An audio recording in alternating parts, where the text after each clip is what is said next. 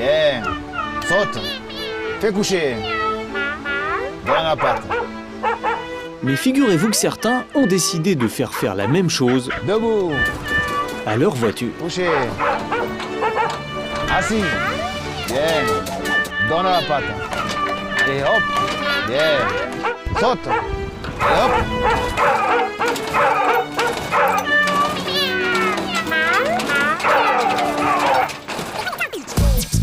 Non, contrairement aux apparences, ce Toulousain qu'on surnomme Lupo et que vous avez déjà découvert dans Turbo il y a quelques semaines n'a pas complètement pété les plombs. Il a simplement succombé à une mode qui nous vient de Californie, celle des lowriders.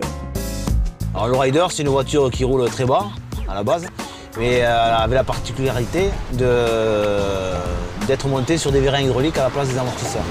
Alors, ce qui permet de pouvoir poser la voiture très bas quand on roule, ou de la faire monter, ou voire même de la faire sauter de l'avant en roulant. Pour se mettre à la mode américaine, le mieux était donc de trouver une voiture américaine. Et c'est en Belgique que Lupo a acheté cette Ford Break 1968 où elle servait de corbillard. Il a bien évidemment fallu la restaurer et surtout l'équiper de l'armada impressionnante de batteries et de vérins destinés à lui donner du ressort. Alors, le système fonctionne avec des batteries. C'est un système hydraulique et non pas hydropneumatique. C'est hydraulique, donc il y a des batteries qui alimentent un moteur électrique, ce moteur électrique fait tourner une pompe à huile, le même principe que le pompe à huile de moteur. Et cette pompe à huile fournit une pression d'huile qui va dans des vérins. Donc quand on excite le moteur à partir des interrupteurs, ça envoie de la pression d'huile dans les vérins qui font monter la voiture. Et après, en actionnant les télécommandes, ça permet de faire monter et descendre, droite, gauche, avant, arrière, faire plusieurs positions.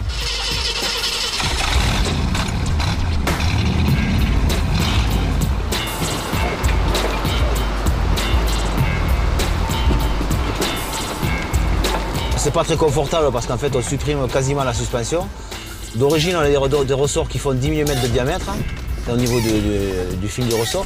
Et là on passe à des ressorts qui font 25 mm de diamètre, qui correspondraient normalement pour un camion de 5 tonnes. Et ça permet quand on la fait sauter la voiture d'absorber le choc.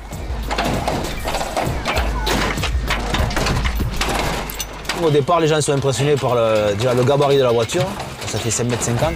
Ensuite par la couleur qui est pas très discrète. Et après, quand je vois qu'on me regarde et que les gens sont intéressés par la voiture, je fais bouger l'avant de la voiture et là, c'est des cris de joie. Parce qu'en fait, les gens connaissent ces voitures par l'intermédiaire des clips vidéo ou de quelques films, mais n'en ont jamais vu en vrai, quoi. Jamais à court d'idées, Lupo a décidé de donner une descendance à son breakdance. Beaucoup moins longue et lourde, la Twingo Blackout devrait se montrer encore plus apte au dressage.